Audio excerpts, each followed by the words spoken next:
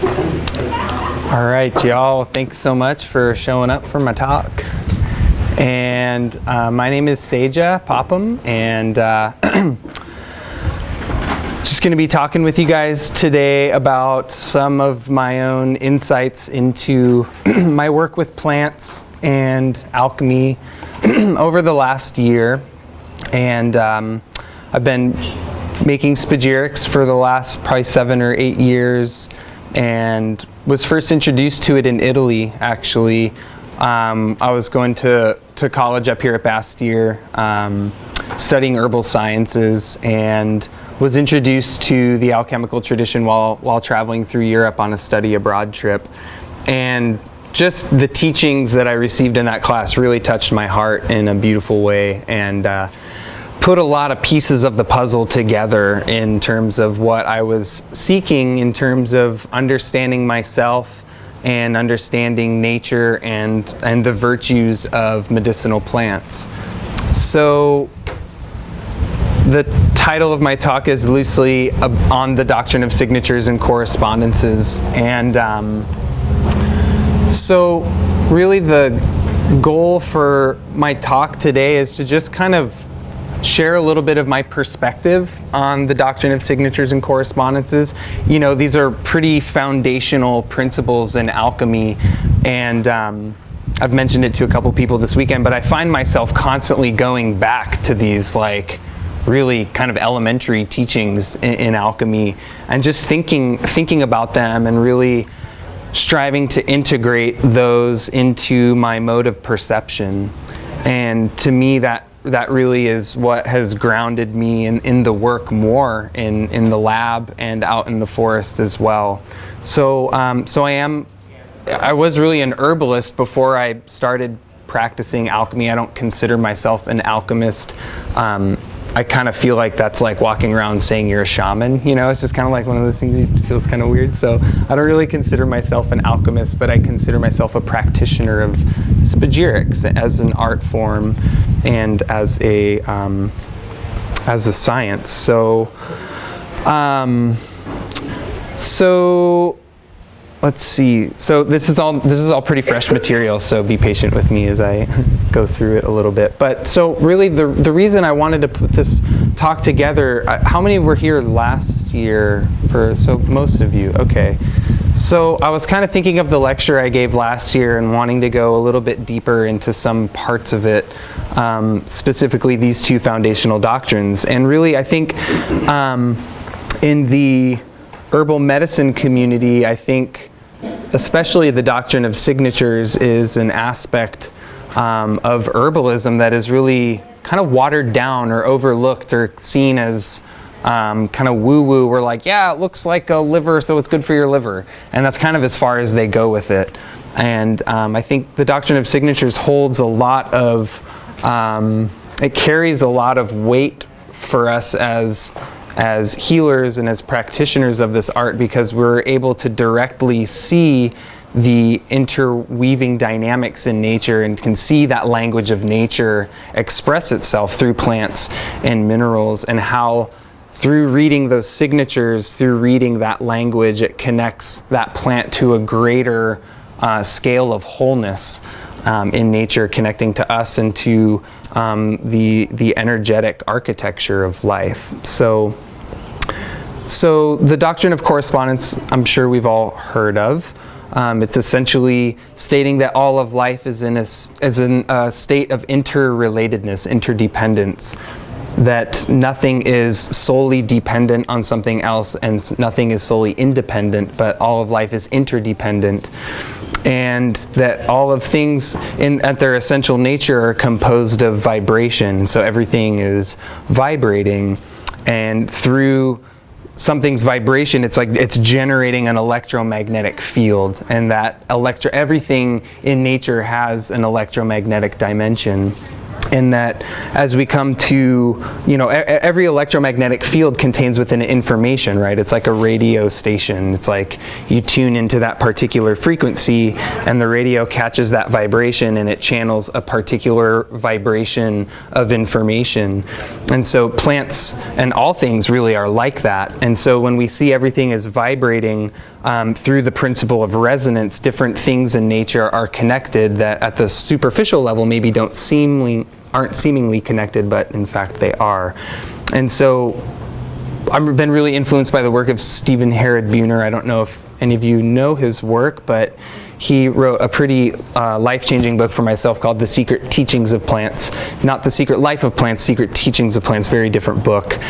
But in that book he talks about how plants are generating these electromagnetic frequencies, and that in the human organism, the heart is the largest generator and receiver of electromagnetic frequencies in the body. It has a field 5,000 times greater than the brain. And so ancient cultures and peoples from all around the world, this is how they gather their information from plants, is through entraining their heart field with the electromagnetic field of the plant. So it's like the plant is vibrating at this wavelength and our heart is here, and when you enter that state of resonance, you synchronize, and at that moment of synchronicity, a rapid amount of information is exchanged, right? And that's what the way a radio works. It's like the radio station's like this, and you're tuning the dial until you hit that frequency, right? And so that's the way I see the doctrine of correspondence, is that we have these archetypal frequencies, right, which we oftentimes see as the 7 planets, and that those planets are shining their light or their rays, their frequencies onto the earth. And I'm a musician, so I think about music a lot, and how we have like C, for example, and on a piano it's like you go C and it goes right up to C sharp, but on like a stringed instrument, when you tune that C, it's like there's an infinite variety of C flat, or there's no such thing as C flat, of between B and C and C sharp. There's an infinite field in between those. And so that's the way I think of the plants. It's like there's many expressions of Mars, like many plants embody the martial frequency, but they all do it in very different ways, and it's kind of tuning into those little micro frequencies of that celestial force. And so really the doctrine of correspondence is seeing that life is an organic unity, that everything is interconnected and interdependent, and that through understanding these correspondences we see this web of relationship. And my understanding of things is that as we see more layers of relationship, we're able to extract deeper levels of meaning from the life around us, right? So when we see that one thing is related to another thing, all of a sudden that opens us up to seeing deeper levels of patterning within that plant. So for example, when we see that a certain plant is ruled by a certain planet, well, that planet has this vast spectrum of correspondences to minerals and to metals and psychological and emotional dynamics, to physiological constitutions and organs and systems and initiatic virtues as well. So now all of a sudden that plant that was seemingly isolated is connected to this archetypal realm where we can deepen in our understanding of how that medicine functions. And so I like to think of the doctrine of correspondences as like an application or a reflection of the holographic theory of nature, which states that each part contains the whole. And so these patterns, or this web of relationship through life, we see that through signatures, right? Through the doctrine of signatures is how we start to actually apply the doctrine of correspondences and witness it directly. And I'm really passionate about this because, and I've had this conversation with a lot of people this weekend, in the sense that, there's a lot of books out there with tables of correspondence and relationship in regards to plants and incenses and things like that. And for me, it's like a lot of time they don't really tell me why that correspondence is made, right? It's like, okay, this plant is ruled by Saturn. Well, why? It's like, that's just the way my mind works. Like, I really want to understand why. And then the other aspect of that is, like in Phoenix's talk last night, talking about there's all these other herbs that aren't in those books, right? It's like all these herbs here in the United States and South America. There's all these other plants that a lot of those ancient herbalists and alchemists, they weren't aware of. And so I see that there's so much room for exploration in determining correspondences in plants and how we can start to work with other medicines that maybe weren't classified by the ancients. And I think this really hit me too, as I remember I was doing some really intense work with Mullen, actually, and Culpeper says Mullen's ruled by Saturn, right? And so Saturn governs the bones and teeth and minerals, connective tissue, all the hard structures of the body. And Mullen's primary effect is as a respiratory remedy. It's used in the lungs and used to clear dampness or dryness from the respiratory tract. It kind of has a little bit of an amphoteric action there, but it relaxes the bronchioles and has this primary respiratory tract affinity. And it really bugged me, because I was like, well, Saturn doesn't rule the lungs. Why are they, how does that fit in, And to me, I feel like correspondences should reflect the totality or the wholeness of the plant. And so that's why in my lecture last year I was talking about the 3 layers of energetic architecture: the planet, the element, and the principle. And when we work with 3 layers of correspondence, that really kind of enables us to encompass the totality of the plant. And so for a long time I really kind of shifted the way I worked with Mullen as a mercurial remedy, because mercury rules the lungs and respiratory tract. Now, as I went deeper with that plant and connected to its spirit on a deeper level, to the archetypal force that operates through that plant, I realized it has a very strong Saturnian quality. But that was just my own learning process. So in that way, I think of Mullen not only as a Saturn remedy, but as air, right? So we think Saturn, how does Saturn impact the air element? It constricts, it limits, it reduces, right? Like constriction in the bronchioles, right? Hardness in the lungs. So Mullen's is specific for hard, racking coughs. You cough so hard, you pop a rib out, right? So coughing so hard that your musculoskeletal system is very, sore and hurts from it. So we see the relationship between the planet and the element, and how that comes in and affects the 3 principles which govern our physical constitution.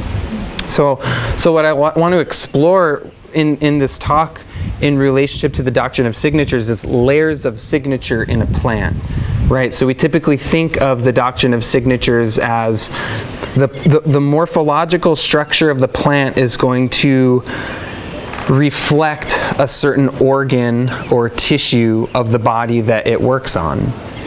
And I think that's definitely holds true for the doctrine of signatures, but there's a lot of other dynamics around it that I'm just kind of wanted to explore with you all today, and love to hear your feedback on it, because this is just what my work with the plants has been revealing to me. So I love the word signature because it's composed of 2 words, sign and nature. So a signature is the signs of nature. And as we connect to the signatures in plants and in animals and in minerals, we start to see their symbolic nature. Like what is that plant channeling into the earth, right? What are the archetypal forces that operate through it? So each plant or animal or mineral is stamped with a particular set of energetic influences, and that directly impacts its morphology, its shape, its texture, its habitat, what organs it's going to impact, its chemistry. Everything about that plant is influenced by these signatures, which are just physical reflections of its correspondence. So what we're seeing with the doctrine of signatures is patterns of similarity, patterns of likeness, right? So it looks like this, or it embodies a certain quality. So again, we're learning to see relationships. So in that way, it's a language of symbols. And I think, symbolic language is so rich and such a huge part of alchemy, right? It's like if we look at so many of these traditional texts, it's like so many of the secrets are encoded in the symbolic language. And so the more we're able to educate ourselves on symbolic language through really connecting to the dream time, through the Tarot, through the Kabbalah, we start to build this pattern, this web of relationships in our mind that connects things and enables us all of a sudden to see what the meaning is, right? It's like, what's the meaning in why does Mullen have hairs on it that look just like the cilia that line our respiratory tract, right? Why does it grow in a Fibonacci pattern? Like, what is the meaning of that? And so when we're engaging with plants in this way, we're seeing that every single thing about that plant has meaning, and learning to translate that meaning and the symbols that it reflects to not just the human body, but to these larger archetypal forces of the planets, the elements, and the three principles or the doshas. Is this making sense? Okay, cool. So it's a language of symbols. And one thing I want to mention about the Doctrine of Signatures, this is not just strictly a European understanding. Of course, that terminology comes from Paracelsus, but ancient peoples from all around the world use the Doctrine of Signatures because it's the language of plants. And so there's multiple layers to the language of plants. I think there's a physical language, right? There's the personality of the plant, and then there's more of the intuitive connection to the plant, which is where we start to connect to what I call the mythic dimension of plants, or the archetypal realm of plants. Steve Wiener calls it the metaphysical background of the world. So when we connect to the soul or the sulfur of the plant, we're connecting to its most celestial component as it functions through its body. But Angeles Arrien describes symbolism. She says symbols are the universal language that translates the invisible reality and the visible reality. Right? So the symbol translates the physical and the unseen. Right? And so in that way, it's a bridging language that connects how this physical being is connected to these invisible archetypal forces through these energetic patterns. And so when I say energetic patterns from an herbal perspective, that's not necessarily like a very astral phenomenon. It's a very pragmatic phenomenon. So in herbalism, when we talk about energetics, we're talking basically about elemental qualities. Is it hot, cold, wet, or dry? That's from a Western tradition and Eastern traditions of herbal energetics. That's what they're talking about. And that is oftentimes conducted through the taste of the plant, what in Ayurveda they call rasa, and then they call the energy virya. And then in Ayurvedic herbalism, they also talk about something called prabhava, and prabhava is special potency, and I see that as the sulfur of the plant. It's like, what's that unique thing in the plant that transcends classification? And I think that's a really important thing to incorporate in our understanding of natural materials, is that, like, while it's great to have systems and patterns and kind of ways of categorizing and classifying things, that there's always something really unique and special about those materials that transcends classification, that goes beyond the linear mind. So that's one thing I really love about Ayurveda, is that in their system, they have like a back door out of the system, you know? So it's kind of an interesting thing they have there. So if we think of ancient people, you know, the way they were perceiving life, if we think of indigenous cultures, you know, if they were saying like butchering animals, and you know, they're you know, taking care of the animal and kind of opening up, and they're seeing all of its internal organs. That say they pull a liver out, and you know, they see bile, and then they go up to and they see greater celandine or chelidonium, and they break open the plant, and they see this orange yellow sap oozing out of it. They're going to go, oh, that's like this, right? And so that phrase, that is like that, that's seeing correspondences and signatures and relationships. So, and it's unmistakable. It's like you hold a brain in your hand, and then you crack a walnut, and it's like unmistakable, right? It's like there's a resonance there, there's a correspondence there. And so that's the way I really like to think of the signatures. It's like we want to leave our education aside and perceive through the eyes of a child, that innocent perception, and start to really build that web of relationships in our minds, because that's what it's like. This process for me is about connecting my heart to nature, and then having a language in my mind that adequately reflects what I receive through the heart. And so to me, the Doctrine of Signatures and Correspondences is about aligning our mind with the heart, which is connected to nature, which is connected to God. And so in that way, that language of plants is better communicated to us. We can understand them on a deeper level. And I'll talk about that a little bit more later.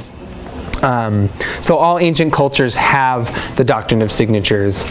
You know, one interesting example of this, actually, in South America, there's a particular category of plants called pusangas, and the pusangas are essentially love medicines.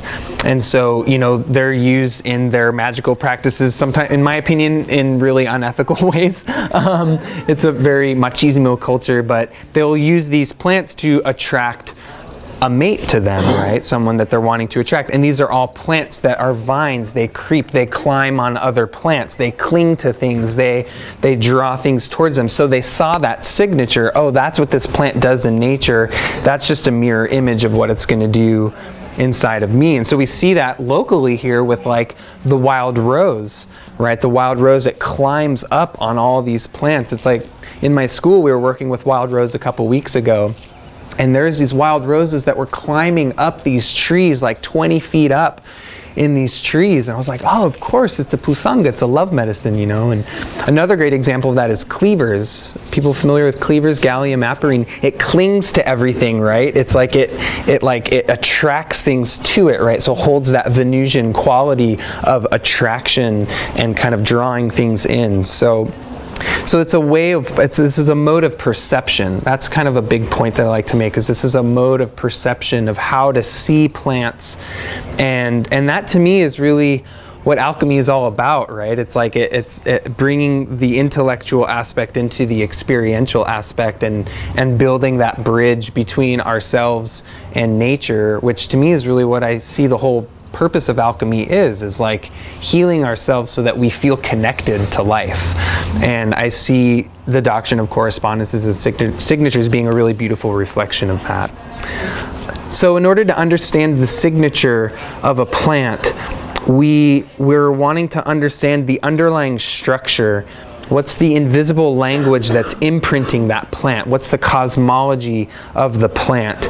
And so I'm going to talk a little bit about that. So the way I tend to think of this is in terms of energetic architecture. So I talked about this last year. So the three primary layers of energetic architecture, the way I've been working with it is the 7 planets. I really like a 5-element system, and then the three principles, or the 3 modes of astrology, the 3 doshas of Ayurveda, many reflections of the triune pattern. And as I've worked with these 3 layers of energetics and just observing them in people and in plants and in nature, I kind of realized that I was like, oh, well, on the most kind of primal level, we're all composed of salt, sulfur, and mercury, right? The physical, the spirit, which I see as like our psychological and emotional dynamics, and then the sulfur, the soul, like consciousness. And then I was realizing like the density, right? It's like the way Robert talks about everything in alchemy is like volatility and density, and that's what circulations are. It's like moving from layers of something being fixed to very volatile. And I realized that with these 3 layers of energetics that we have, you know, this like sulfur, like celestial realm of the planets. And then, you know, the way like Rudolf Steiner talks about the elements and the elemental beings is that they're like what exists just behind physical matter. Like the elementals are like that first layer of the invisible world just behind the physical expression. So then that's more of that spirit, mercurial realm. And then we have the threefold pattern of the 3 principles being more the physical reality. And if we think of cosmology, it's like we don't get life without elemental interaction, and that's what the three modes or the three principles are, is that interweaving of the elements. And the same holds true with the Ayurvedic tradition as well, with the doshas. So seeing these three layers of energetics and their relationships to plants, it's like, to me, that's the blueprint. That's the key to our physiological, psychological, emotional, and spiritual constitution, right? We're wanting to understand what are our constituents, right? How were we put together by the universe? And when we understand what influences govern our lives in a stronger way, and we have that same pattern applied to plants, all of a sudden we have a universal system for integrating plants in our lives on all three of these levels, ultimately for healing and for that rejuvenation that we're all seeking.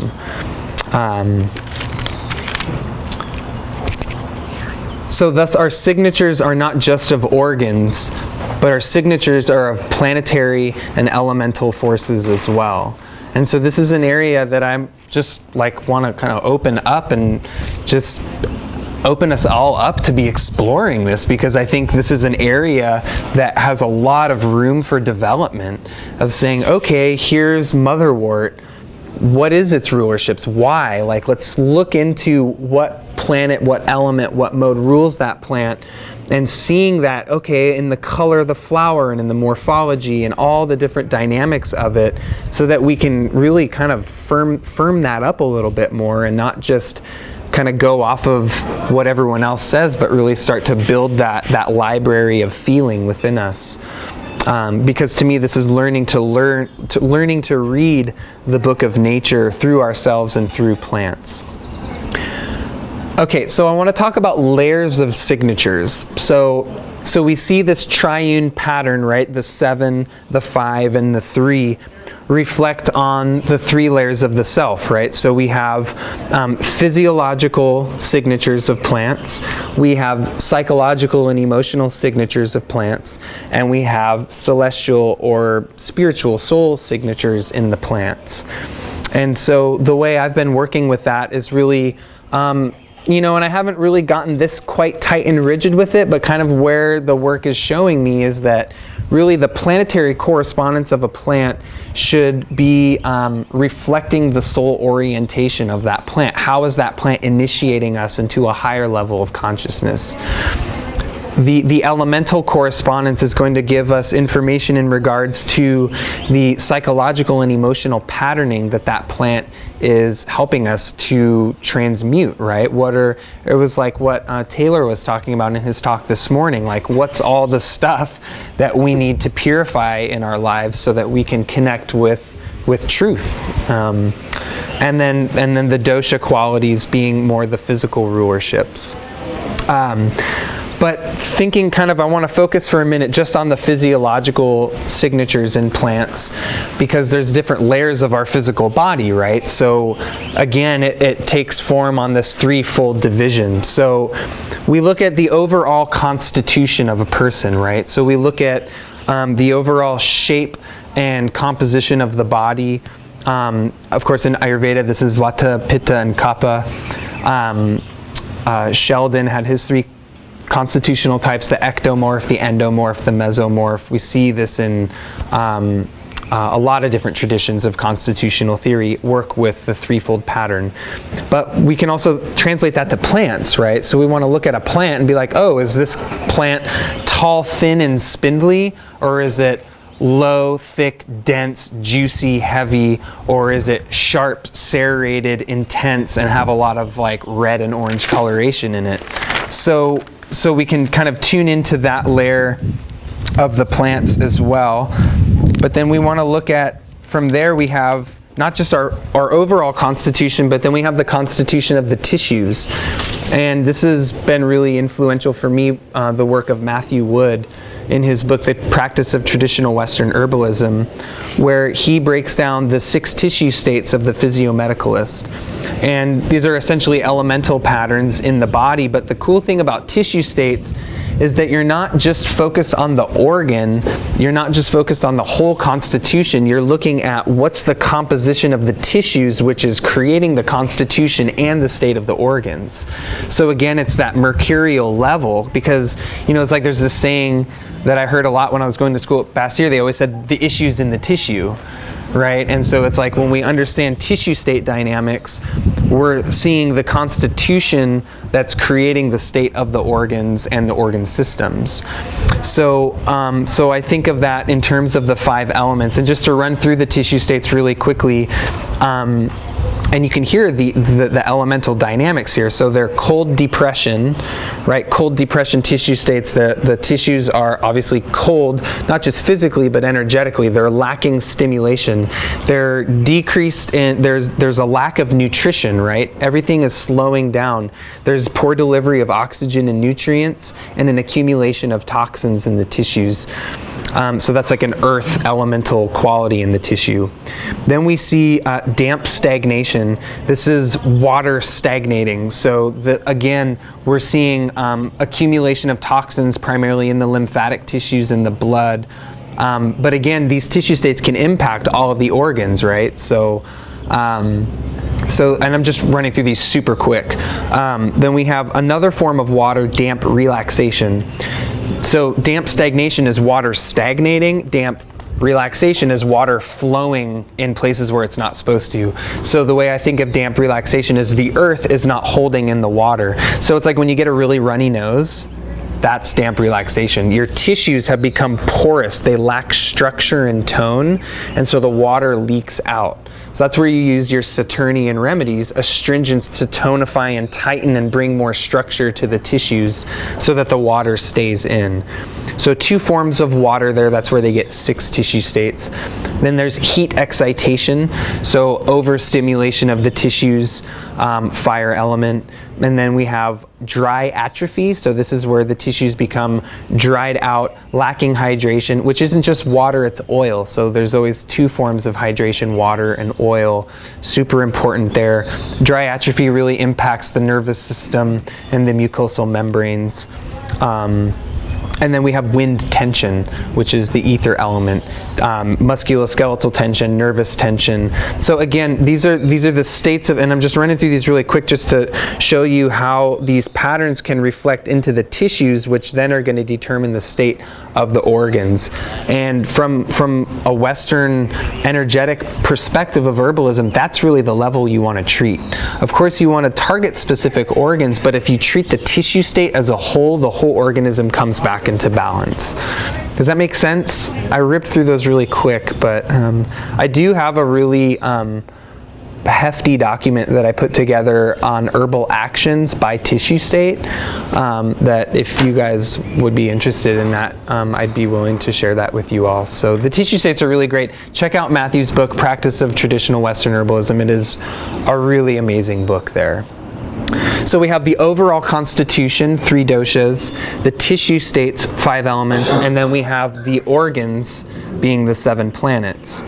So these are kind of the 3 layers of the salt layer of our being, and so we can tune into plant signatures based on these types of correspondences, and it's just learning how to read the language. So. Well, I'll talk about that in a little bit when I talk about perception of signatures. So, and then of course we have the weaving of the pattern of 3, 5, and 7, creating the 12 signs of the zodiac, which is where we get organ systems, right? So we have constitution, tissues, organs, and then organ systems is the weaving of all of this. So we see there's a lot of ways you can go into it in medical astrology, but you know, it's really like 6 signs, but they're just polarities of one another. So for example, like Taurus rules the throat and like minerals, and it's like the opposite of Taurus. Taurus is Scorpio, so Taurus is where you eat and swallow food in the throat. Scorpio is large intestine, where you evacuate the waste. Interesting, Scorpio also is the reproductive system. You think of puberty, what happens, your whole hormonal system shifts. the whole reproductive system is becoming more active and your voice changes. So that's like the polarity of that. And you think like Aries, Libra is like acid alkaline balance. So anyways, there's a lot of kind of different systems, and of course the 12 signs of the zodiac correspond to the 12 organ systems of Chinese medicine.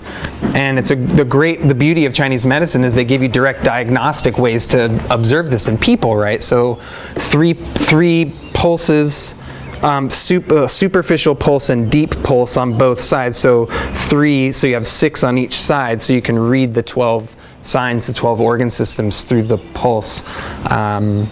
So what I want to go into now, I'm going really fast, so yeah, Benjamin, question? With Aries and Libra, which is acid and which is alkaline? Well, it just governs that whole process, yeah. But Aries is going to be more acidic, Libra is going to be more alkaline. So it's the difference between Mars and Venus there. And it's interesting too that Mars rules the adrenal glands and Venus rules the kidneys, which the adrenals sit right on top of the kidneys. So there's all sorts of really interesting patterns when you get into physiology and the astrology behind it. So yeah, and if anyone has any questions as I progress here, feel free to ask. So what I want to talk about is perception of signatures. So we kind of have our overall framework, right, of different ways plants correspond to us physiologically, psychologically, and spiritually, but it's like, how do we see that? And I've got really big, like, long lectures that I do on this, and I'm trying to, like, squeeze it down into, like, I usually spend, like, 8 hours just on the elements and perceiving those in plants and people, and, a whole other, like, almost 14 hours just on the 7 planets, so I'm, like, trying to funnel it down here, but I do want to share some information on how you can start observing this in plants, because I think it's very insightful. So thus, a plant contains within it signs, symbols, reflections, and signatures of each layer of action on our being. So on the physical level, or the salt level signatures, we want to look at the morphology of the plant. And morphology is basically its growth cycle, its growth pattern. So we're looking at the overall structure of the plant. So is it tall and slender and has lots of space in between the leaves? Or is it short, stout, dense, oily? Is it kind of somewhere in the middle but has more sharpness, serrations? Is it smooth? Is it rough? So we learn from this through sensory observation. So the sense of sight, touch, smell, and taste are really important. I also do think listening is good, but listening kind of gets more into heart field work, which is like more the intuitive aspect of plant to human communication. But so we want to look at all the layers in the plant. So flower color is really important. And I work a lot actually for more psychological and emotional dynamics in plants. Looking at flower color and correspondences to the chakra system can be very insightful. And that doesn't mean that every plant with a red flower corresponds to the root chakra, but there can be some really insightful information by observing coloration, texture, and all the things we can observe through the senses. And for me, like, I think about sensory observation and how I think about how Robert talks about higher octaves. Like we think of astrology, there's like the octaves to the 3 outer planets.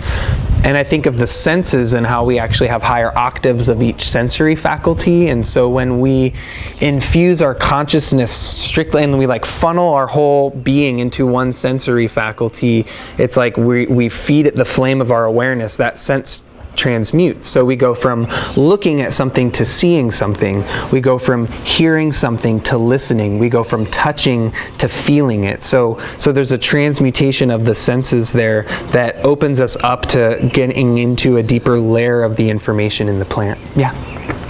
Just to give us an example of utilizing the doctrine of signatures to determine like a plant that is a new world plant that doesn't have in literature a planetary correspondence, and therefore like what actions that it's working for. Sure. Could you give us what your opinion of what the planetary correspondence would be to what's the name of it? Oh God. It has the chemicals of golden seal in it. Oregon grape? Oregon grape. Yeah, good question. Yeah. This is a really special plant for It me. is. Yeah. I've been thinking about Yeah. this particular one for Yeah. 6 months. Yeah, I've been thinking about Oregon grape for a couple years now, Yeah. trying to like hone in on the correspondences to it. So, are people familiar with Oregon grape? Not all. Okay, so it's a local plant. I haven't seen any around here. I don't think it's a little too open here for Oregon grape. It likes to grow a little bit more. Well, there's different species of it, but so we see sharp serrations on the leaves, right? So there's a sharpness to this plant. We also see the leaves turn a reddish orange color as well. Yellow flowers, yellow root.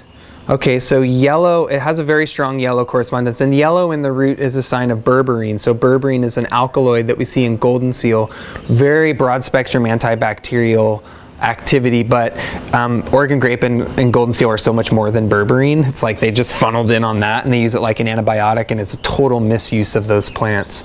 They're really mucous membrane tonics and digestive liver remedies. But so, okay, we see the yellow coloration of the flowers, the yellow coloration of the root. You chew the root and it's very bitter. So the bitter taste corresponds to liver and gallbladder. It stimulates the whole digestive system. And of course, bile is yellow. Has that yellow coloration. So if we kind of look at that, so in terms of the chakra system, yellow corresponds to Manipura, which is the third chakra, which relates to liver, gallbladder, and our willpower, our strength. It's like in the third chakra, we come into our ego identity and start to be more individualized unto ourself in terms of developmentally speaking. So the part used, we use the root as a medicine. So I'm just kind of painting the picture here so we can start thinking of like, okay, so let's just think through elementally. So, okay, we're using the root, that's an earth element signature. It's working on the liver, which is also an earth element signature. And then we also see, but then the morphology is really intense. It's like got some fire to it, right? So then we see there's kind of a fiery quality to this plant as well. So when we kind of fractal that out into the planets, we start to look at that and say, to me, this is a very Martian plant. It feels very Mars to me. So this is a really important point, is the dynamic of sympathy and antipathy. Right, so it's like part of us in our minds, we think, oh, a Mars plant, that's going to increase Mars in the body.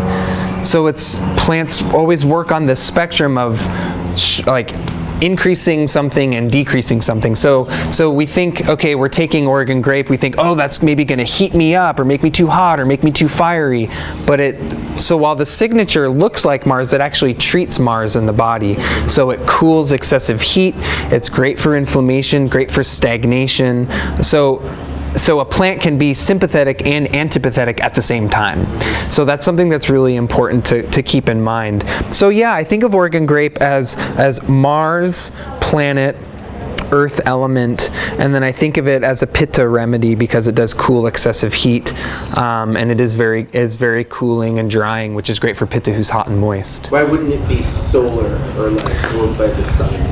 Well, that's another thing too. It works on the solar plexus. It has all the yellow coloration.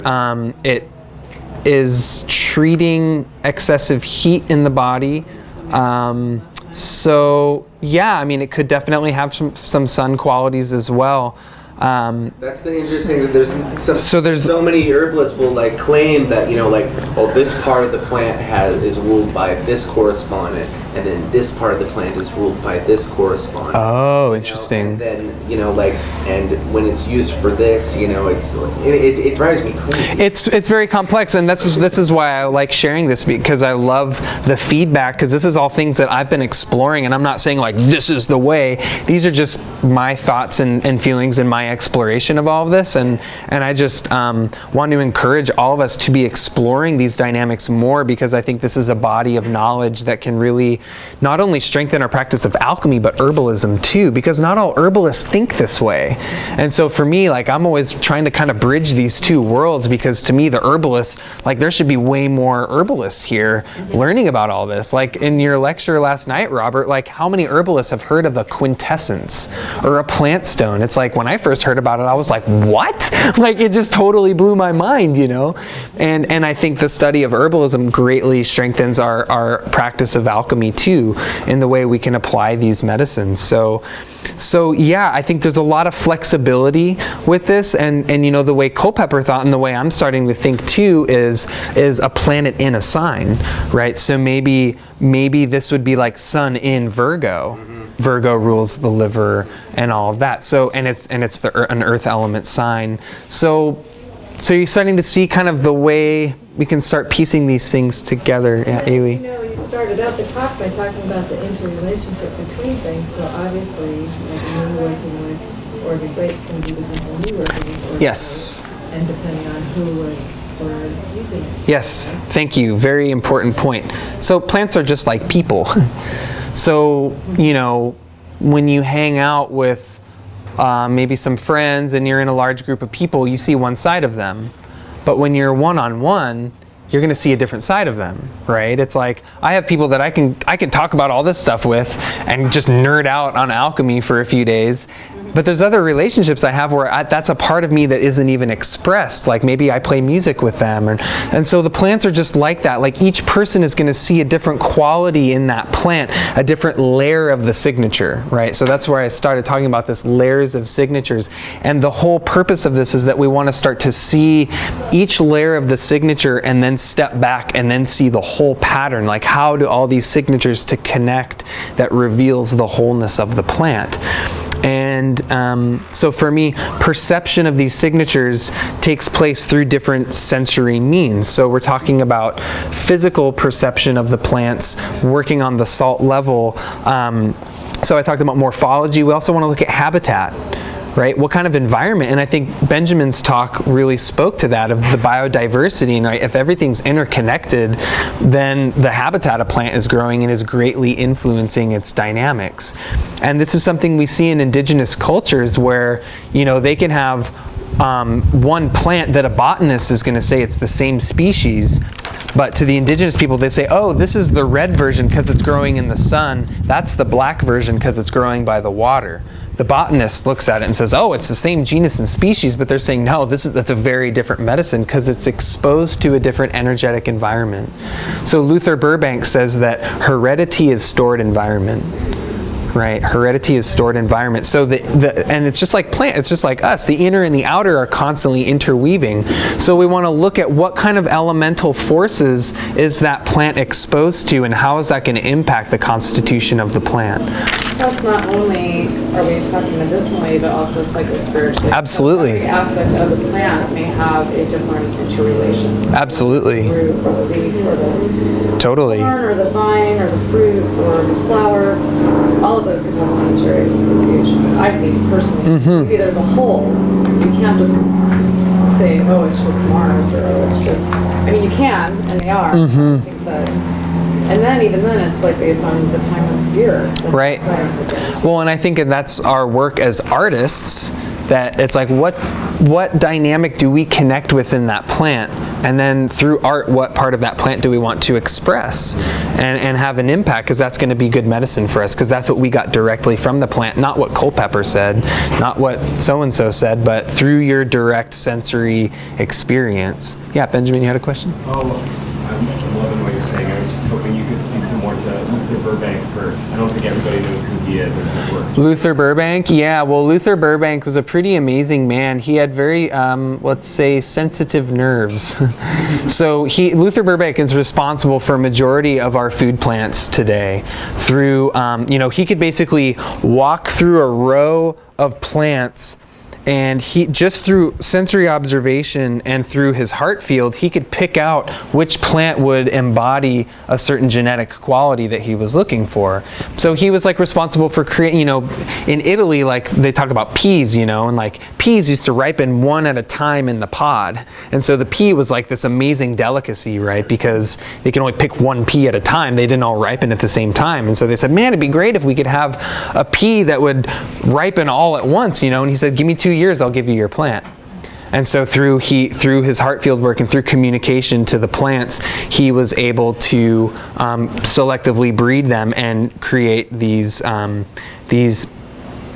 plants, basically these food plants. So he's a pretty amazing man. Stephen Buhner quotes him quite a bit in his works, and he's quite honed in on the plant communication. And I'm gonna just pass around a couple remedies here to taste while we're talking. I did bring some spagyrics there, and so it's good too. The taste is really important. So for the physical communication of plants, the salt level signatures, we want to look at like what taste embodies the elemental qualities and how it's going to shift our tissue states and our organs. So taste is really important, and the actual physical taste of a plant is conducting the vital force through our body. And this is why, when you take a plant and you taste it, that instant effect from that, it's not necessarily a biochemical effect, it's the vital force. And so it's the vital force of the body responding to the vital force of the plant.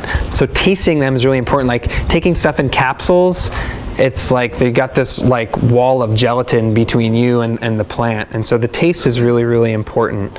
So I was talking about habitat, again, structure, color, texture, parts used, etc.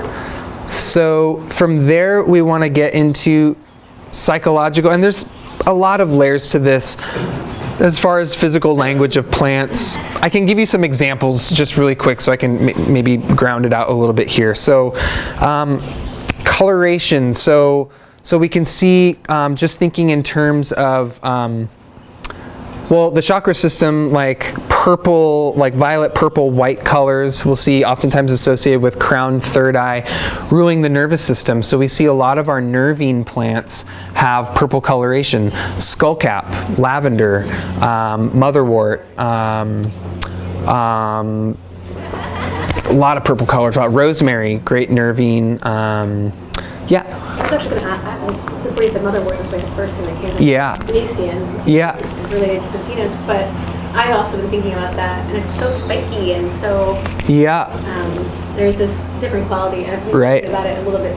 Not always. I don't always associate it with Right. the same quality. Well, and that's the thing. So sometimes the plant's morphology will reflect the type of person it's good for.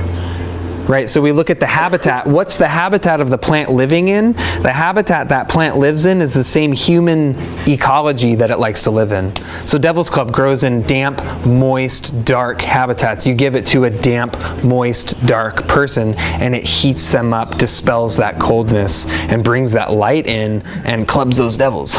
So then you think motherwort has that kind of intensity to it. Well, it's great for people that are high pitta, high fire, super energetic, they're running too hot. You take motherwort, what does it do? It calms the heart. It cools you down. It's super bitter. All things that are bitter are cooling, draining, and drying. They ground the vital force down. That's why when you take something bitter, you get that shiver down your spine. That's the vital force grounding out. So we think like the purple color in flowers oftentimes indicates nerve remedies, but we also see purple coloration reflects stagnation. So when you think of like blood stagnating, like varicose veins, right? You see varicose veins that are like purple accumulation of the blood in the venous system. We see that signature in a lot of plants, that clear dampness and stagnation. So like poke root is a great example. Angelica is a great example of that. You have purple coloration along the stalk. It also has hollow stems. Hollow stems are a signature of the hollow tubules of the body. So it's a great bronchial remedy, but also the blood vessels, the tubules of the blood vessels. And of course, Angelica is a great circulatory stimulant. It moves stagnant blood. And then, so then this is a kind of a nice segue into more subtle energetic signatures. So that hollow stem is also a signature of what Matthew Wood would describe as journey plants. So these are the plants, it's like the staff of Hermes, right? It's that conductive force. In Ayurveda, it's like the sushumna, right? The central channel that runs from the crown down to the root chakras and conducts the vital force up and down the 7 centers. And so hollow-stemmed plants are oftentimes a reflection of plants that carry us from the physical reality into the spiritual reality and back again. So we see that with Angelica, with Osha, with Lamatium, with Elder. These are all hollow-stemmed plants which have very powerful spirits. So you can start to see like kind of some of these more subtle energetic or spiritual signatures in the plants as well. And I like to think of that as the personality of the plant. So we're looking at what's its overall character, what's its, how does it feel, right? And so this is where we get more into heart perception work with the plants, where we want to use our heart field. Like our heart is a sensory organ, right? It's not just a pump like we've been taught, it's an actual organ of perception. So we expand the heart field around the plant and engage in that communication. It does so through feeling. And so as we engage with our feeling sense with plants, we really learn to trust our feeling as much as our thinking. And we learn to think with the heart and understanding that can bring valuable information to us. So another aspect of the mercury or psychological emotional dynamics of plants is observing its growth cycle. So when does it sprout? When does it set seed? When does it flower? When does it fruit? Looking at the signs, looking at the moon cycle, this is going to give us some more information about the personality of the plant. And the personality of the plant often is a reflection of the personality of the person that it's good for, right? Through sympathy. So let me think if I can. Okay, so agrimony. Agrimony is a really interesting example. So Agrimonia eupatoria, it's in the rose family, but the plant has this like really intense like shakiness. Like it almost looks like if a cat was to stick a fork in an electrical outlet and like all of its hair goes, It's what agrimony looks like. And when you extend your heart field to this plant, all of a sudden you kind of start to feel a little like, kind of like nervous, like a little anxious, like a little edgy and shaky, right? And so this plant, but it's like on the surface it looks really beautiful, but underneath of that there's kind of this underlying edgy quality to it, right? And so that plant is specific for tension. It's a tension remedy. So it relaxes that tension in the nervous system, specifically liver tension. But it's also the personality of it is for people that tend to be tense psychologically and emotionally, like they're closed off. And when we look at the Bach flower essence, it's for people that have like they wear a mask, right? So they're the kind of people where you're like, how you doing? They're like, fine. You're like, right? You're like, you're not fine. Like it's obvious. So it's like they wear this mask of everything's okay, but everything's not okay, right? And so when you work in a deeper way with the plants, not intellectually, but through the heart field, that's when you start kind of getting into more of these personality traits of the plants. And it's just amazing. Like for me, when I'm working with people, it's like in consultation or even just at the booth, it'll be like talking with them and, just I have a lot of these deep connections with the plants, and then all of a sudden it'll be like, oh my God, this person is like Mullen, Let's talk about Mullen a little bit, actually. There's some kind of interesting signatures there. So Mullen grows, it really likes dry, rocky environments, right? So you can have a 9-foot tall mullen growing out of a crack of rocks like this big. And you touch those leaves and what is it? It's super soft, like downy soft, right? So it generates softness from hardness, right? So that's a signature for the personality of that plant, right? So it's good for people that it softens the hard places, right? And it's a respiratory remedy, so it works on the heart as well. And so that signature, I've used it specifically for people that tend to be really hard on themselves. And it works really, really well for the people that focus on everything that's wrong with them and nothing that's right with them. And so it softens that hardness in people, and you can feel it, and that's Saturn, right? Saturn is hardness, it's coldness, it's dryness. dryness. So Mullen really softens that quality out, and you see it in the signature, in its habitat, the way it grows.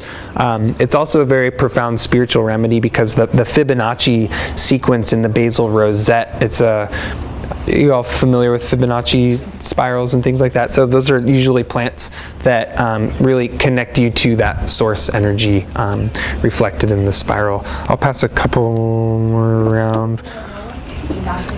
Say again? I want to say something about Mullen and the Doctrines. Say again? I want to say something about Mullen and the Doctrines. Oh yeah, please, yeah. Correspondences. Please, yeah. So one of the challenges for me about Doctrine of Signatures, which I've been fascinated with for a long, long time, is that so much of it is about the visual, physical.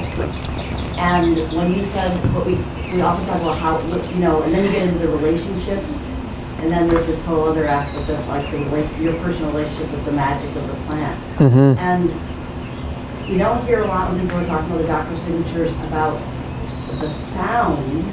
You hear a lot about the voice or being spoken to in the arena of the magic words. Like you put it in your system. But Matthew Wood, who you were speaking of, in relation to Mullen, which is my inspiration to share this with you, told me one day that when you have the staff of the Mullen in the autumn and you shake it, that sound is a signature for the cough. The cough. Yeah, the sound of the cough. Perfect. Not just to learn that about Mullen, but to have it really just open my perception of the Doctrine of Signatures as multi. Yeah, it's great. Well, we also see a signature of the spinal column with Mullen, right? So that vertical flowering rosette looks like a spine, and you'll have to actually see some where they kind of angle over. And kind of the way I've been seeing it is like picking specific flowers from that part of the plant for people with like scoliosis and structural issues. And that's another Saturn signature. Matthew actually just will tape a leaf on people's rib cage. If they have a rib that's out of place, they'll just tape a leaf over it and it'll set the rib back in place. It's pretty amazing. Yeah, and he actually has some chiropractors that are doing that on a regular basis, and it just works time and time again. So, okay, so the personality of the plant, the psychological, emotional signatures are gained through communication, right? Communication with the plant through the heart field, which is a non-linear process. And if you're interested in learning more about that, just pick up Stephen Buhner's Secret Teachings of Plants. It's like one of those really life-changing books. And it's not out there woo-woo, like he's giving you the science behind it too, which I really appreciate because I have a very kind of linear scientific mind. I like that. So. Okay, so then we have the sulfur signatures, which really is getting into what I call the evolutionary function of the plant, how that plant is initiating us into a higher level of consciousness. And this is a reflection of the essential nature of the plant. And so whereas the mercury of the plant is communicated to us, the sulfur of the plant is when we enter communion with the plant.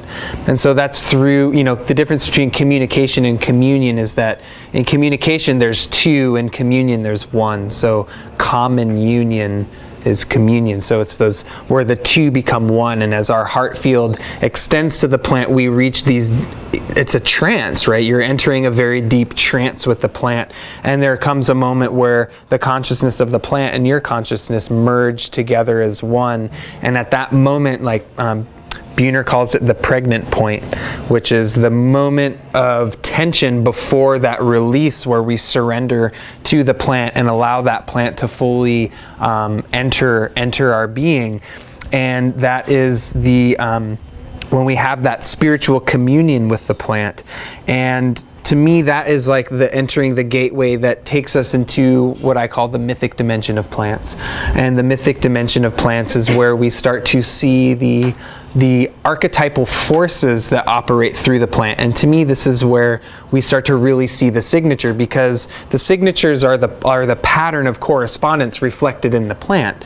And so as we merge with that plant, all of a sudden its wholeness interacts with our wholeness. And it's like, when you're like trying to figure something out, and you're like thinking about it and you're thinking about it and you can't figure it out.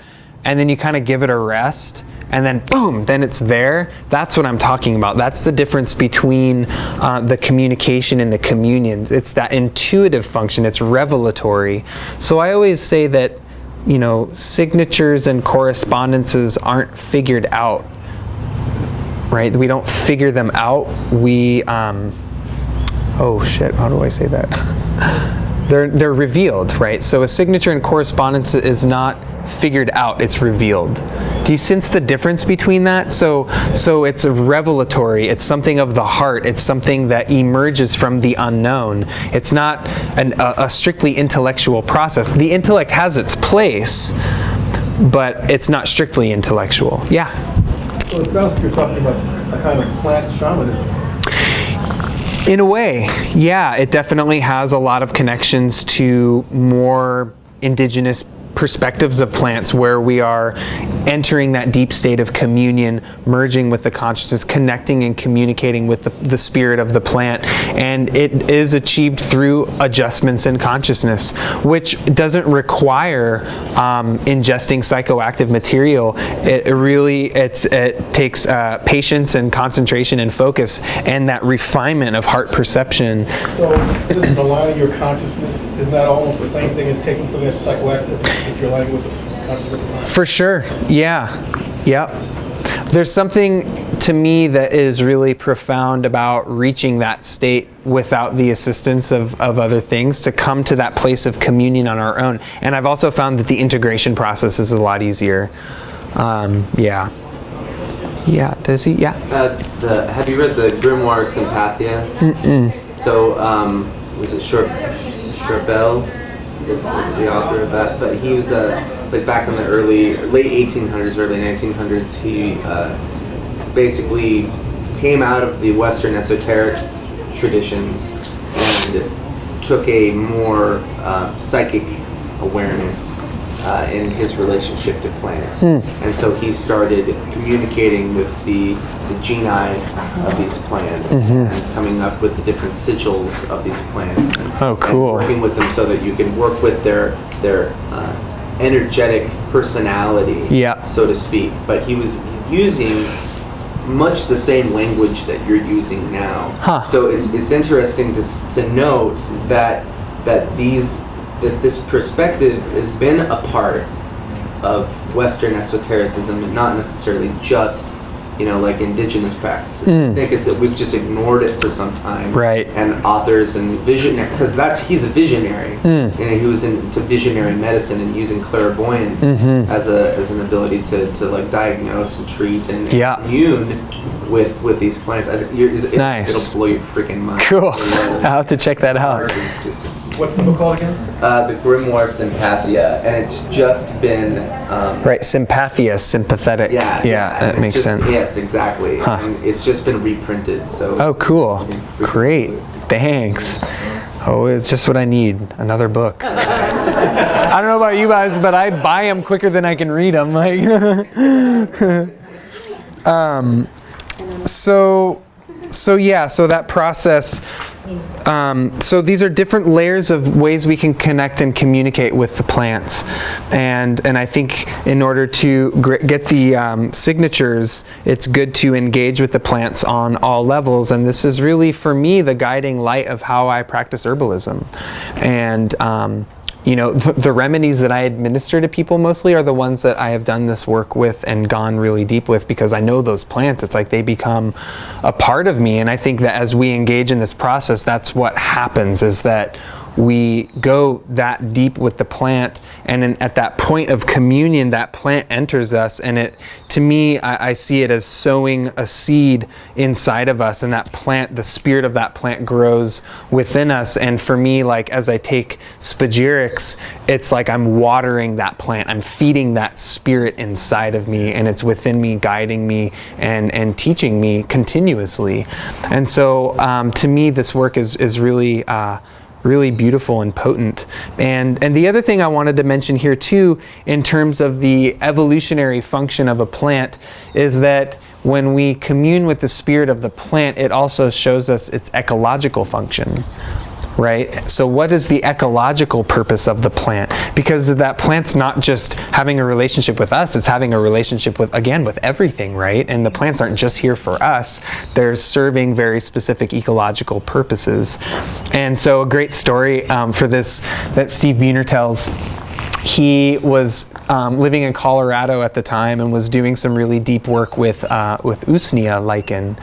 And he was sitting there for a very long time with the plant and just praying with it and meditating with it.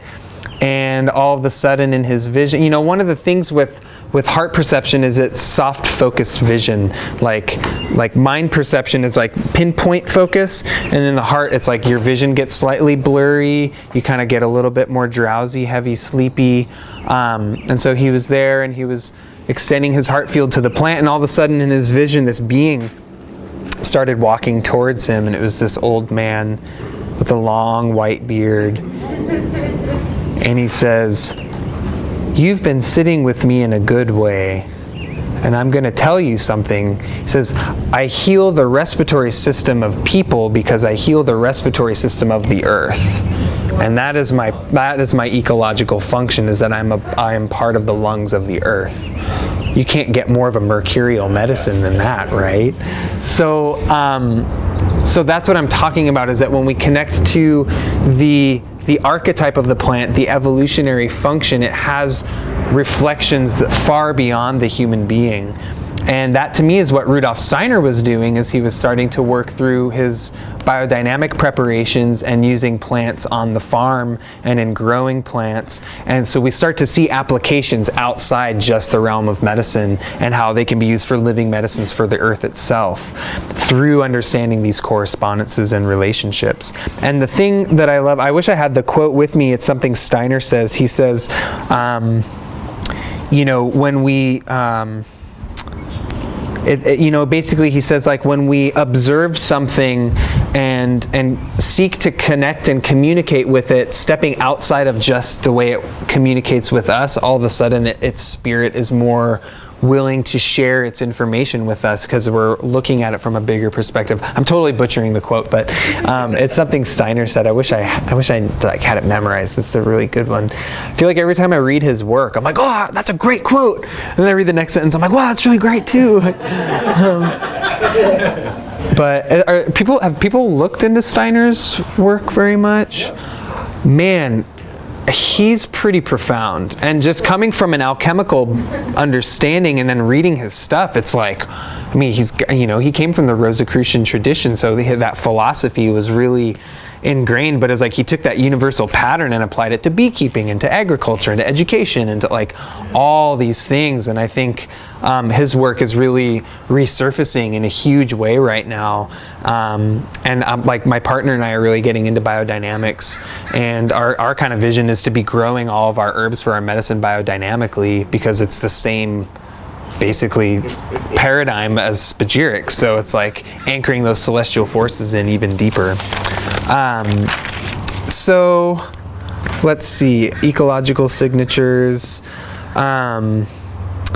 So let's see, let me see what time it is. I know it's been a long day, but okay. What time did I start? Anybody know? I just don't wanna, how are we all doing? You guys want to? I mean, an hour ago. Okay.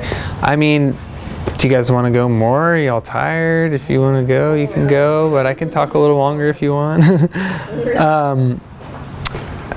So one thing Buhner posed, and I did really blessed to take his very last experiential 5-day workshop up in Nelson, British Columbia. And he was talking about ecological functions of plants and their signatures. And then he posed this really interesting question of what is the ecological function of the human being? Right? That's like a really interesting thing to start pondering. And it's like, you know, a lot of people were like, oh, like they're kind of giving these more spiritual things. Oh, it's to bring spirit into matter. And he's like, no, what's the ecological function? Like ecology, like the environmental function. And in his new book, called Plant Intelligence in the Imaginal Realm, he goes into that, and it's very interesting thing he talks about. Little digression here, but basically it has to do with bacteria and interplanetary transmission of bacteria. So he talks about how basically all of our space shuttles were mirrored off of bacterial forms. If you look at different forms of bacteria and you look at spacecrafts and like how they land on planets, they look exactly the same. And how bacterial and fungal spores can travel through intense cold, intense heat, and survive. So basically when we landed on the moon, we impregnated the moon with all of this bacteria and spores that didn't exist there before. So he says his theory is that the ecological function of human beings is actually sending out different forms of bacteria to different planets, which is a paper about that. really Years ago. oh interesting, huh? Everyone hated me for it. So anyway, a little digression, but so one way when you're looking at signatures, a really simple way to start thinking through it is polarity, right? So we think through yin, yang, celestial night or celestial salt. And so that's kind of the way I like to divide the energetic architecture pattern, and that's just a really easy way to start perceiving plants. So we look at a plant, we're like, okay, is this plant hot, young, dynamic, intense, masculine, or is this plant soft, gentle, feminine, yin, smooth, luscious, beautiful? So that's like the first delineation that's really good to make. So if you just do that, you think in terms of yin and yang, then you split that. This is like going through the cosmology, and then you split that again, so then you can start thinking elementally. So okay, if this is a yin plant, now is this yin plant embodying more of an earth element or water element? If it's a yang plant, is it embodying more of a fire or air element? And then we have the planets, right? So the way I typically think of them is that the yin planets are Saturn, Moon, and Venus, and the yang planets are Sun, Mars, and Jupiter. The reason I have that, Jupiter being expanding, radiating out, which is yang. Saturn is contracting, condensing down and in, which is yin. And then of course we have kind of the transcendent function of Mercury, which is androgynous, and the ether, which is the balance of the elements. So that's a really simple way to start looking at signatures in terms of duality, and then thinking in terms of the elements, and then thinking in terms of the planets. So again, let's think here. Well, I was going to kind of go through the planets, but I think that's going to take too long. So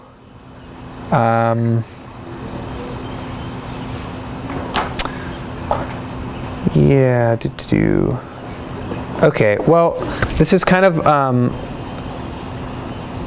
this kind of links to the talk I gave last year, but I think, when we start looking at these patterns, it opens us up to multiple other layers of correspondence through the signatures. So when we have a planetary, an elemental, and a principal correspondence, all of a sudden it opens us up to connecting the plants to the tarot and to the tree of life, because the tree of life and the tarot are basically composed of planets, elements, and the three principles. So, and how they interact in terms of the signs and things like that. So that again brings us to some deeper dynamics in terms of the symbolism behind the plant and their connection to the archetypal or the imaginal realm. So to me, my goal with this talk is really to just kind of paint a picture for you and starting to tangibly work with plants and see how the energetic architecture of creation is directly imprinting it, and how we can start kind of researching this a little bit more and start building this body of knowledge in deeper ways. And so to me, correspondences and signatures teach us to follow the light of nature in our works. It's like I always think of, that I'm sure you guys have all seen that picture of the guy with the lamp, and he kind of has the weird goggles on, and there's the beautiful nature lady, and it's always like, and he's got the lantern, and he's like following nature, following the light of nature, and it's like that to me is like the root of all of this stuff, right? It's like the light of nature. It's like following and trusting and directly learning from that intelligence. So to me, signatures and correspondences really ground us in the work. It really anchors us into taking this cosmology and these patterns that we're all so interested in and directly perceiving and witnessing them in nature. And it just makes it so much more real. And again, the other goal here was to just kind of show how we can start determining correspondences of plants. So I'll run that through you again. So just looking at large scale habitat, right? What's the habitat of the plant? Then we want to scale down, looking at the morphology, color, shape, texture, overall kind of stature of it, and observing it through different cycles and seasons too. I mean, I've worked with some plants for a really long time, and then all of a sudden worked with them when they're in flower. And it's like, whoa, like this whole other layer of information came through because that plant is in its peak expression. So observing it through its cycle is really, really important. Which actually reminds me of a certain work called the Clesis. Are you all familiar with the Clesis? Junius talks about it in Spagyrics, but the Clesis is basically harvesting each part of the plant through each season and creating a medicine that embodies each part of the plant into it. So that's kind of an interesting thing, embodying each of those qualities. But for me, it's really like, okay, so then, okay, color, shape, texture. Then we want to, so we're looking at the plant as it is on its own accord. Then we want to, you know, through engaging with it, tasting it, of course, make sure it's not toxic and it's not going to kill you. But you want to taste it, smell it, and then do some research on it, like what are the traditional uses of this plant? What are its energetics? How is it impacting the different organs and systems and tissues? What are its herbal, what are its actions? And then going to your correspondences, like, okay, it's primarily affecting tension and the respiratory system, or stagnation and the digestive system, and starting to think, okay, what do these correspond and correlate to in relationship to the structure, the taste, the color, and all of that. And so you want to kind of build this whole body of correspondences and then see which ones really match that plant in its totality, so that we're not reliant on all of these tables and from all these ancient people that don't really tell us how they made these correspondences or why they placed some herbs under Saturn or Jupiter or whatever. So I think it's really empowering. I think it's a really empowering thing to be able to work with the plants in this way and start to see these directly in them. So I just want to encourage us all to be really curious, and that we can never know all there is to a plant because they're evolving right along with us. They're constantly changing. There's all of these new ways of using plants that I think are yet to be discovered. Like Matthew Wood's a great example of that, because he's in such deep relationship with the plants. They show him how they can be used in all these ways that you'll never read about in a lot of these other books. And lo and behold, he does it and it works. But it may not work that way for everyone, right? Because not everyone has that relationship to the plant. They don't always have that kind of, contract with the spirit of the plant to operate in that way. So I think it's really good to be really open and to receive more information. There's plants I've been working with for over 10 years and I'm still learning from them. So, it's like Buhner always says, leave your university education in the parking lot before you enter the wildness of the world, because that's just going to get in the way. So we can't be sitting there looking at a plant going, oh, it's got serrated leaf margins and contains bioflavonoid constituents, which are It's like, and the plant sitting there like, hello, like I'm right here. Like, why aren't you even recognizing me as a living being, right? And so I think this is learning to acknowledge and recognize the living intelligence of a plant, and remembering that these are beings that have souls and spirits, and that we learn to honor them in that way, and not just seeing the physicality of the plant, but realizing that this plant is a channel for archetypal and celestial forces, and that as we come to honor them in that way, we're preserving that spirit, we're preserving that intelligence, like a lot what Phoenix was talking about. We're concentrating and working with these different levels of intelligence. So this process, again, to me is all about re-entraining our heart to nature and repatterning our mind with the wisdom of the heart.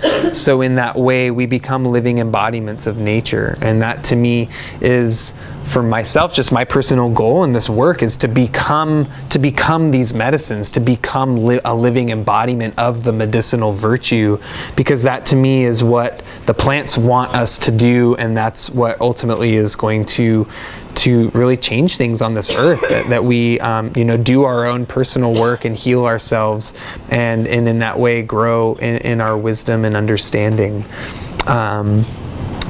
And again, the language of the heart is so important, because through the heart we connect to the life dream, we connect to the life purpose, we connect to God through the heart, which is expressed in all of these, the beauty of the plants around us. So I think the heart perception work is so important, and as we do that, it brings up all of the stuff that gets in the way of that. And so for me, working with plants in this way and understanding the correspondences, we learn to peel off those 7 layers of the self and learn to embody those archetypal forces and express them in a healthy way. So I'll leave it at that. Thank you guys so much for coming out, and if anybody has any questions, Yeah. We talked about amplifying specific celestial energies in the plants in the medicine making process. I'm just curious, when you have a plant and different doctrines are revealed, like how you incorporate that into the esoteric process. Yeah, well, for me, it's really, I use a lot of that to determine what the correspondences will be. And then for me, it's like kind of compiling all the layers of signature, right? So being like, okay, it has this coloration, this texture, what does that mean? Okay, and that's like one little piece. And then, okay, this has these dynamics in it, that's another little piece. And then kind of stepping back and trying to see how they interconnect with one another. And then from that, it's like, okay, now I'm starting to get a sense for like, okay, this is like this element, this planet, this mode, and then that will determine the timing of the harvesting and preparation and what force I'm wanting to channel through the work, and then how to administer it too. So that, for me, is where signatures are really beneficial, because we start to see like what kind of person is going to respond very well to that remedy. So getting to know the tissue states, the organ systems, and the personality type, and then when you understand the pattern of the plant and the pattern of the person, you match them. And so you can just administer like a drop or two of that remedy, and because the energetic architecture of that plant is in harmonic resonance with the energetic architecture of the person, it's like the plant's expressing that same pattern in a healthy, harmonious way, but the person's expressing it in a diseased way. So when you take that plant, it's going to re-inform the body how to take that same energetic pattern but express itself more harmoniously. And that reflects physiologically, psychologically, emotionally, and as we go through that purification and separation, it ultimately conjuncts us in the soul level where we're a different person, right? It's like we've evolved and we're changed, we're healed, which to me the root of heal and wholeness like go hand in hand. So as we become more healed, we become more whole, and that's why I'm such a plant geek. So yeah, did that answer your question? Well, I was kind of wondering when, that's great, I love it. And like for something like Mullen, it's got a Saturn correspondence and a Mercurial correspondence, like just like how that, so there's multiple correspondences, like how that determines like the day of the week and the time and everything. Yeah. There's kind of different things. Well, that's where the artistry comes in. So it's like, what quality of Mullen do we want to bring out? Do we want to bring out more of the musculoskeletal structural dynamics? Then we can use Saturn. Do we want to work with more of the respiratory aspects? Then we would work with Mercury. So, and I think what you were saying really holds true there, because the root of Mullen has a much more stronger effect on the musculoskeletal system than the leaf. The root doesn't really have as much of a respiratory affinity as the leaf. So the root perhaps is ruled by Saturn, the leaf by Mercury. And then it's like, and then you can play with it. It's like, oh, maybe we want to harvest it when Saturn, or when Saturn is in Gemini, right? Constriction in the lungs, right? Gemini ruling the respiratory system. So there's all sorts of ways you can work with it. Or maybe like You know, I mean, I think of all these like ideal times to harvest things and prepare things. Saturday in the hour so you can make it on a Saturday in the hour. Mercury, yeah, so that's another way you can work with it. Yeah, so you can do Wednesday at Saturn hour or Saturday at the Mercury hour. And then you can even take each planetary hour and fractalize it into 5 elements. So you can take that planetary hour and divide it into 5 segments. And so you have the ether, the fire, the air, the water, and the earth. So then you can capture not just that planetary energy, but that element of that planet, which is a really beautiful link to the tree of life, right? Because that, 10 Sephiroth and then 4 worlds of it. So then you have, you're harvesting like the fire of Tefereth or something, right? In that dynamic. So yeah, which I think, there's a lot of different ways you can work with it. So.